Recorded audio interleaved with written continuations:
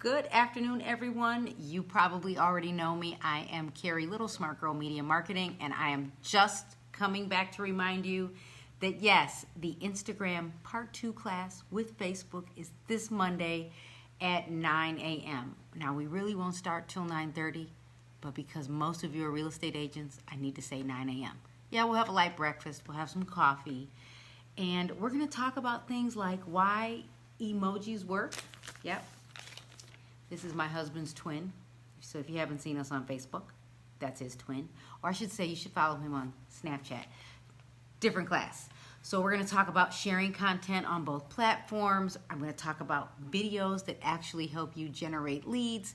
I'll give you some tips on automation and how you can strategically post to Facebook from Instagram with specific posts. And I'll talk about Facebook and Instagram ads. And I'll give you some more tips on building a story. So we will review from the last class. So again, make sure if you're not registered, you click here or up here, and I will see you in the class on Monday.